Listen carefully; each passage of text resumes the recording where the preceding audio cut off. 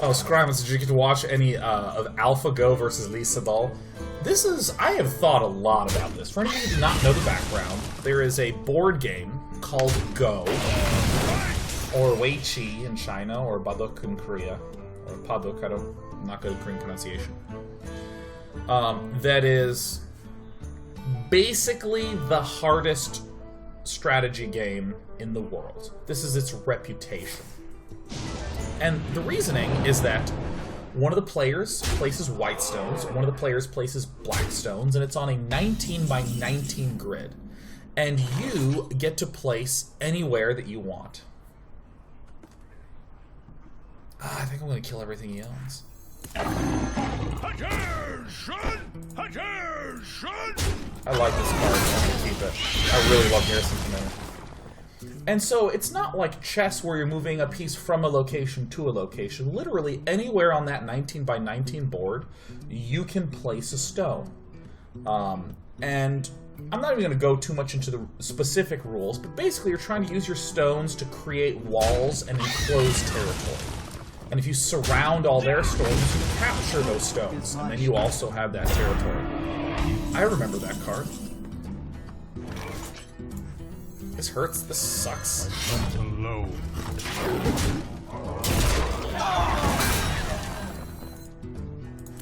I want so many hyenas. So, there's a lot of consideration in the game where there's not actually a lot of capturing and encircling of the opponent. It's a lot more about gently kind of pushing each other around. You take some territory and I take some territory and I encroach in upon your area and you have to back off and make sure your wall's safe, which gives me a little bit more edge to do something somewhere else. It's really, really, really, really, really fun. And it's an awesome, awesome game. But again, it's really, really, really, really, really, really, really hard. And so many people adore Go for this reason. Oh my god, we're actually gonna win. Jesus, it was taking so long. Oh my god, we might win this. Many people adore this game Go because the calculations are so deep, there is so much stuff in the game, that for a human player to properly play Go, you're not doing a lot of calculation. You know, like you've probably heard people say like, okay, in this chess game, if I move here, he moves there, and then I move here, and then I move there. I don't like that position. What about this, then that, then this?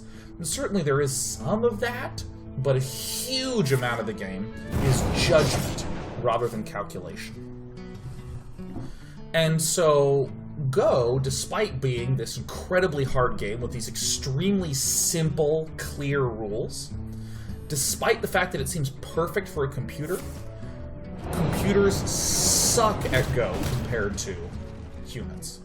Like, chess, several years ago, the best computer programs could beat pretty much all players. But in Go, a few years ago, the best computer program could hardly even put a dent in a mediocre player.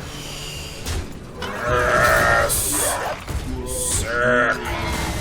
I'm gonna just feign death! Oh! Yes! I got a light well! Woo! Heal us up, man. Let's do it. And so, despite the fact that a few years ago, the best computers sucked at Go, it's kind of been one of those things where it's like, it's clear that computers will eventually be better than humans, because it is by definition, a solvable game.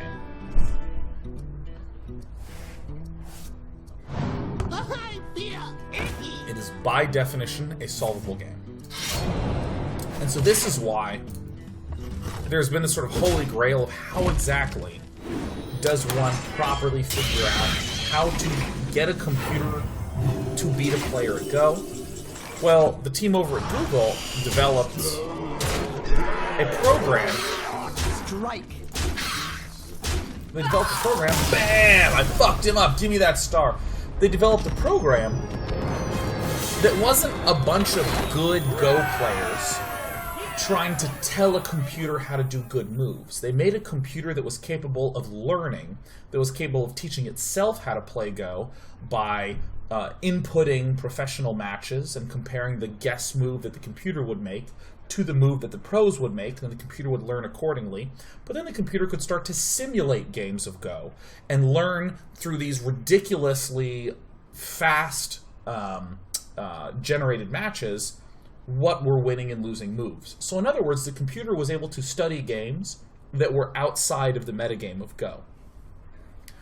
And this program, called DeepMind, or AlphaGo, recently played against one of the most famous Go players of all time, a tip-top former world champion named Lisa Dahl, who's like one of my favorite players ever. I love Lisa Dahl.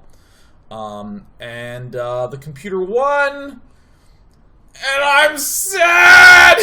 So here we go. We built up to me being fucking bummed out. Oh my god. And Lisa Dahl is going to play a second match tonight, and they're actually playing for the week. But this is sort of a momentous occasion because I actually have quite a lot to say about this. This is sort of a momentous occasion because, look, I'm going to make myself bigger to talk about this. Because it is not just a big game to compute, and all the possibilities were computed, so the computer simply chooses the pattern that always wins. Instead, it is a not fully computed game, but there is a machine that has taught itself winning moves without having been able to simply compute everything, which is kind of amazing. And it uses massive computation to be better, but this is a huge win, a huge leap forward for machine learning. So that's why there's this big buzz. But part of me, that hurts me, because I stopped playing chess online a few years ago, because anytime I would get excited about an opening, I would just think, but computers are better. And that's like so demoralizing for me. And I'm not sure why that is the case with, say, chess and Go, and not the case with something like Counter-Strike, where clearly a computer program can react and shoot you the frame that you appear. So all windows are one frame wide, which would therefore mean that Counter-Strike should always result in a draw because the person that is moving always has a disadvantage against the person who's in the position. It means that counter-terrorists should always win in Counter-Strike if the computer can shoot you the frame that you step into aim. But that still feels totally fine to me because, I don't know why, this feels fine to me. In fighting games, fighting game bots can just crush humans because it can react to the frame that you jump. If you jump, the next frame I can throw the punch.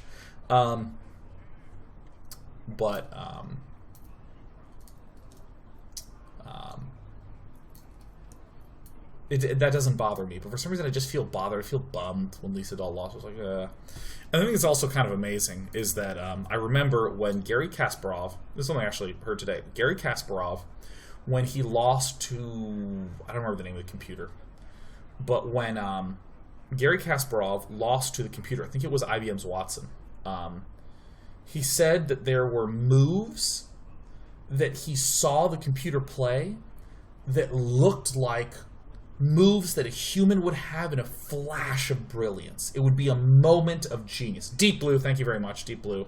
Watson, isn't Watson the one that learned to curse? I don't fucking remember.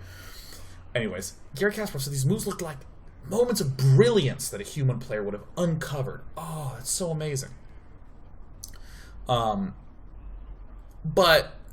the computer isn't thinking about being brilliant or being innovative. The computer is literally just sort of computationally trying to determine through learning what the best move is. And yeah, no, that's just the best move. So it kind of makes you wonder with these sorts of games, the things that people say are brilliant, amazing things are actually still just basic learning and figuring out of objective systems and all that stuff, which really makes you wonder, like, what if machines were able to gather all the data of all the physical experiments that had happened in the real world and just be able to eject really robust cosmological explanations for the laws of physics. Sheriff, be quiet. And rather than us saying something like, it's brilliant in the way that Einstein was brilliant, the machine's just like, no, I just looked at the data and I analyzed. I have a cat that's about to just seriously melt down. She's having just a crisis in her life because she needs a can of wet food. I'm going to go ahead and dump that in there.